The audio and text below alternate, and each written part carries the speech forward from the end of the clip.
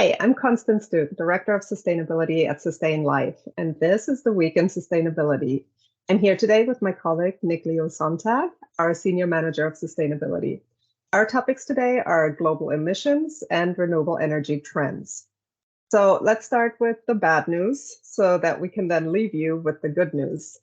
2022 is unfortunately turning out to be a record year in terms of global greenhouse gas emissions, with about 36.6 gigatons of CO2 going into the atmosphere this year, according to a report from the Global Carbon Project. So this might come as a surprise to some of you and some of us because emissions were actually predicted to fall post-COVID in this global effort to build back better. But in the end, only 6% of stimulus money across the G20 nations actually went into potential emissions reduction areas. And we've definitely seen this happen before with other economic crises where, emissions increased or recovered after the crisis. And it's kind of demonstrating that we're failing when it comes to decoupling our environmental impact from our economic growth. There are some reasons why this is happening. Primarily in the US, it's a surge in flights as people are resuming travel. And then in India, we've seen a really significant increase of 6% due to coal and oil emissions. The EU has also increased the use of coal, as we know. That's part of why we're back at this 2014 level of peak coal consumption. But their resulting emissions are essentially a wash when you factor in that they reduced their usage of natural gas. And then China is not seeing an increase because of pandemic lockdown measures, but also not really seeing any decrease to speak. So it's kind of worth mentioning here, though, that while India has now overtaken the EU in annual emissions with this pretty significant increase, their per capita emissions are definitely still lower than they are in the US or the EU. So overall, global fossil fuel emissions are now 5% higher than when the Paris Agreement was executed. If we factor in afforestation, it's actually flat compared to 2015.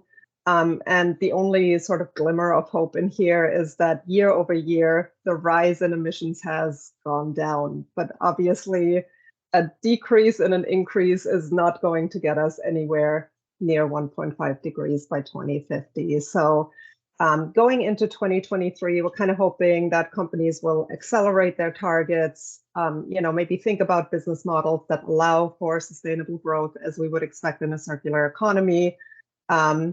Definitely support climate policy, and then electrifying their operations alongside a solid renewable energy transition strategy. And Nick will tell you a little bit more about why this is a great time to ramp up your renewable energy ambitions, which is the good news of the day. Yeah, so speaking of decoupling economic growth from fossil fuel use, earlier this week, the IEA, the International Energy Agency, released their annual report on renewables and renewable electricity, and they painted a very rosy picture in their projections. They projected that in the next 5 years, renewables will become the predominant source of electricity, and they will overtake coal, which is the predominant source today.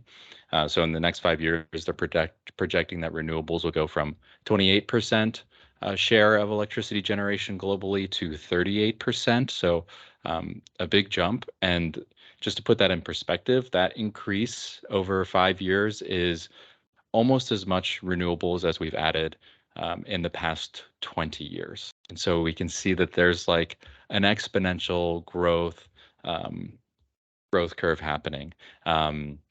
Solar PV alone is actually expected to exceed coal by 2027.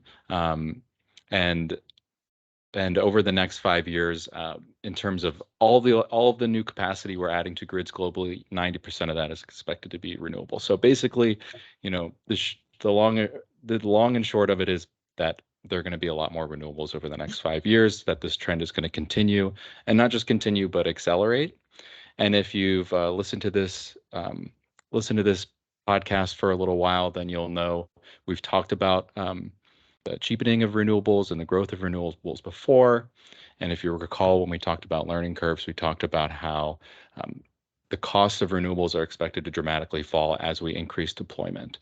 And the IEA is saying that they're expecting a lot more deployment, which means that we can probably expect very, very cheap renewable energy to the point where, it really becomes undeniably good business and good economic practice. So, hopefully, going back to what you said, Constance, about going into next year, companies, accelerating electrification and deployment of renewables, that a lot of that may start to happen because costs start falling. So hopefully, that decreasing increase trend continues to the point where, it becomes negative very soon.